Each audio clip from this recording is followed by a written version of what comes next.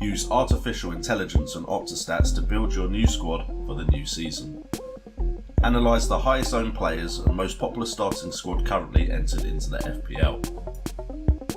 Upload your squad at fantasyfootballfix.com now to improve your FPL performance. Click the link below or head over to fantasyfootballfix.com to get started. What's up guys and welcome to FPL Today. I'm the man in the know, JNO, and welcome to my team points and performance for Gameweek 13, where we go over how I did in Gameweek 12 and consider the players we should be looking to move on for Gameweek 13 to bring in some fresh blood. But before we get into this episode, you've already seen a video from my sponsor, but today I want to show you a video of the FPL Wildcats, which is a YouTube channel that I do with FPL TV, Nimfria and Kurtjoy. And if you want to be involved in some live streams, because let's be honest, I'm not that regular with my live streams on my own channel, which I will work on. If you want to make sure to catch me in a live stream, go over and subscribe to the FPL Wildcats, first link in the description. Here's a quick clip from our live stream yesterday. At FPL regular_JRS says, "Hey Wildcats, despite team form suggesting otherwise and with Alba going away for international duty, is Laka a viable option for the next 4 game weeks? Saints home, Norwich away, too much of a stretch giving him the armband." I don't want to go anywhere near Arsenal, if I'm to be perfectly honest. I just think there's so many better options out there. Yes, Lacazette coming back is interesting, but I think when you've got the likes of Vardy on his current form in that price range, I think it just has to be Vardy. I can't see myself going anywhere near that Arsenal side until it just feels a little bit more settled. I mean, if you really want to take a punt on Laka, then okay, I'm not sure, as Jay says personally. The fixtures look easy on paper, but Southampton have always been a bit of a bogey team for Arsenal, and it just would be our luck that Norwich fixture would be the one that they refine their form in the league. Poogie Party, you can see it, can't you? Yeah, I can. I can't imagine Alba going away for the international break will affect him too much, to be honest. I can't imagine he'll actually miss any games. If he does, it'll maybe maximum 1 game. He's the captain now as well, isn't he? Yeah, and I don't think he's missed any previously either, if I remember correctly. If you do get him in, I'd be extremely nervous to captain him. It is a bit of a punt. He's obviously an Uber differential and 2%. And we spoke about him a bit in the last stream, actually. And there's people in the chat talking about Aubameyang, because Arsenal's fixtures for the next 3 are good. Southampton at home, Norwich away, Brighton at home, and West Ham away, who are playing well at the moment. So some decent fixtures there. We spoke a few times in the last couple of weeks, about clubs that have this aura of either confidence or negativity, and that's kind of something I've learned, because I was backing Spurs a few game weeks back, and the aura around them at the moment is negative. There's uncertainty over players' futures and the manager, and they're just not playing well. And it's kind of the same with Arsenal now, whereas you've got teams like Leicester and Chelsea that have all the positivity around them, and they're all playing for each other, and it's exciting to watch them. But yeah, it's just going for these teams that don't have that aura of positivity around them that does worry me. And Lacazette could be rotated. There's a big fixture pile-up coming up. So that would kind of worry me as well, I think. And look, Vardy doesn't have international football, he's retired from England, and he's just more nailed on and more confident. Kurt, have you still got Aubameyang? Yes. How are you feeling about the whole situation? Are you keeping hold? Well, I mean, I know you said you've done your transfer, but thinking ahead, do you think he'll stay in the team? What do you think of Lacazette as an option? I think I said it quite a few times. I'm quite a simple FPL manager. I can't delve into the stats because, I think that they don't interest me. And if I see a load of green, I turn into a magpie and think, oh, shiny, I want that. He has got 3 green fixtures, and I like the looks of them. The only problem is that I've sort of had a semi-rant at Arsenal before, and I have just called them a multitude of old people or things. So, it's a sort of I'm keeping him just for the fact that I do think he's got to get goals. You've got him already. I can understand. Yeah. It would be I've had hard him to since sell the him start. before these fixtures, really. I've had him since the start. He's been in my team since the first game week. Saying that, I think the entire Arsenal club is in an absolute state at the moment. The only thing I'd trust in Arsenal is their attack. And with that being Aubameyang, I'd class him as an attacker. I assume everyone else would. He's safe in the team for now. A couple of blanks in the next 2 games. Could potentially, yeah.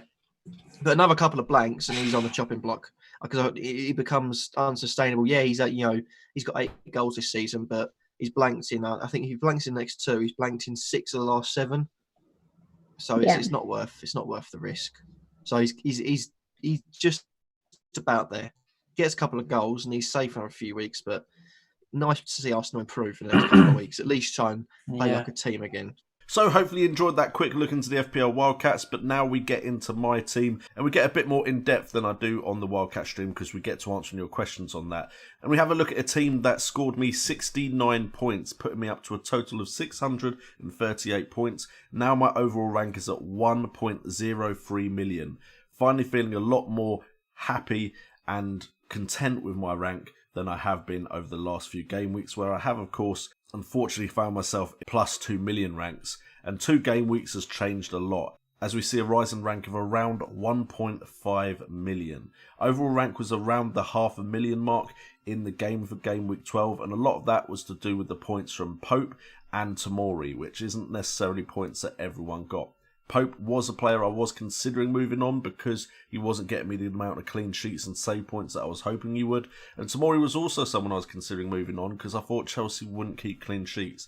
Now, to be honest, against top opposition, I still worry that Chelsea aren't capable of keeping clean sheets and look defensively vulnerable.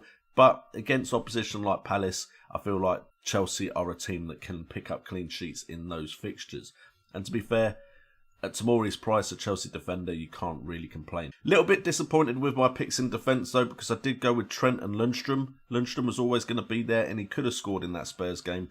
However, I was going to drop Trent to the bench because I thought I'm really relying on an attacking return here because I think Man City will at least get 1 goal.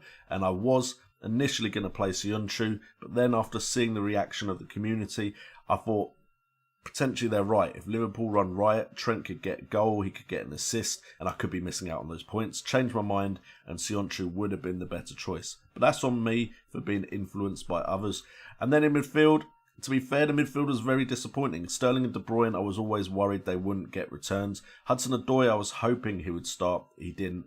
Barnes was always brought in as a And then with Barnes, he was always brought in as a punt to allow me to bring in Jamie Vardy, which does seem to have changed my fortunes in the FPL game. So I'm not too upset that I brought in Barnes, but it does seem like he and at least Hudson-Odoi are players I need to move on. And then we do have the issue of 2 Man City midfielders. I do, however, have 2 transfers going into the international break. And then up front, I'm very happy with Jamie Vardy and Tammy Abraham. 8 points from Abraham. Was a bit worried I might have captained the wrong one, especially at half time when Vardy hadn't done anything yet. But then Vardy with an assist and a goal being the correct captain choice, which I'm just happy that's finally happening, to be fair.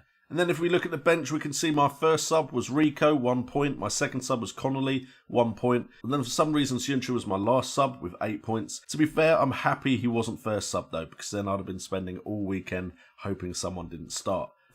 So if we have a look at the star performers as far as underlying stats go, it did go to Tammy Abraham and Jamie Vardy. 8 million now for Tammy Abraham. He has really risen in price with his current form. And Jamie Vardy at 9.6, 8 points and 12 points apiece. 20 points in total, if you don't include any captaincy armband there. 1 goal apiece. However, it's the underlying stats which I find very interesting because they look very, very similar. Shots on goal both had 3 with shots inside the box. 3 for Tammy Abraham, 2 for Jamie Vardy. However, Jamie Vardy had more shots on target, 2-1. Big chances, 2 apiece, with big chances scored 1 apiece. And expected goals very similar with 0.7 and 0.6, showing that both of these can outperform their expected goals in a game, although those kind of expected goals in one game is quite high. However, it's in the chance creation, which isn't necessarily something you'd consider Vardy to be prevalent in, which seems to set him apart from Tammy Abraham, as he also got an assist from 2 chances created. Both of those chances resulted in a shot on target. Expected assist was at 0.1, but he got the assist from that Maddison goal. And expected FPL points at 7.8, which means he did outperform what was expected of him. But I just feel like Jamie Vardy doesn't really get credit for creating much. And to be honest, laying it off for James Maddison and the fact that he's in a Leicester side that seems to be creating a lot of chances could mean Jamie Vardy is a very important player this season if Leicester continue their current form. And then before we go, we quickly look at my side and how it lines up for game week 13. And this is where I start to worry a bit because it doesn't look as strong as I would like it to look. As we can see, Pope against Watford away. I'm hopeful there for another clean sheet. Sionchu in defence against Brighton Hove Albion away, again hopeful. Trent against Crystal Palace away, hopeful. Lundstram against Man United at home, it's Lundstram. He's capable of scoring goals, so he kind of has to stay in, despite the fact that it's Manchester United. But it is at home. Bramall Lane, I think Sheffield United have been in great form, so there's chances for points there. But then the midfield gets a bit tricky. Mane is currently the captain with Crystal Palace away. Barnes and Vardy have Brighton Hove Albion away, which I'm not too worried about. But then we've got Chelsea versus Man City. And I have 3 Chelsea players and 2 Man City players, totaling 5 players in my side out of a squad of 15. If we don't count Button, a squad of 14 that are in one fixture, and I don't know how the fixture's going to go. Hudson-Odoi may not even play. Abraham is going to stay in the side no matter what. Sterling and De Bruyne is getting to that point now where their price isn't really turning into the points that I'd expect for the amount of money I've actually paid for them. So there's probably going to be some big changes in the side. I could potentially do a mini wildcard, take a -4 and transfer 3 players out, which could really reshape my midfield, which is a possibility. But that is worrying to see so many players in so few fixtures, because of course I've got 3 Leicester as well, so that's 2 games. And then if I take 2 Liverpool, that's 9 players in 3 fixtures, which is always a little bit of a worry. As far as my bench, Rico currently sits in the first sub slot with Wolves at home, Connolly with Leicester City at home, and then Tomori is the last spot with Man City away. Again, I don't see Chelsea keeping a clean sheet in this one. Tomori's probably going to stay in the side now for a bit, but he's definitely going to be the 3rd sub.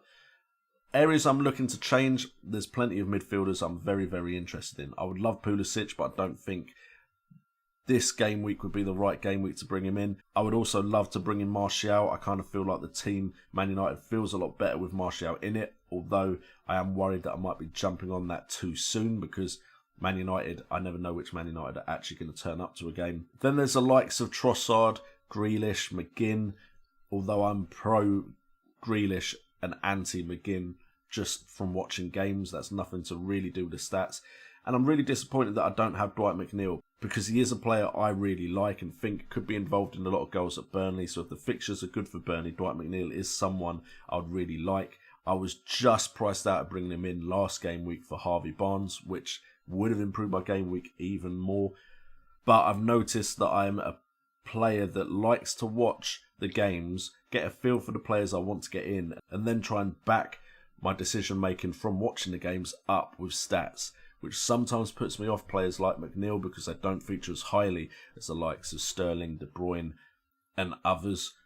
But I could have taken a risk there because of the fixtures and I could have got some extra points. His delivery looks very, very good, almost on par with the likes of Trent and Kevin De Bruyne, and that's high praise indeed. So maybe Dwight McNeil may come in for one of Barnes or Hudson-Odoi. We'll have to have a look at the fixtures, but that will be in the preview video for Game Week 13, which should be out next week after a lot of the international break has happened, so I'm feeling a bit safer with my decision-making choices.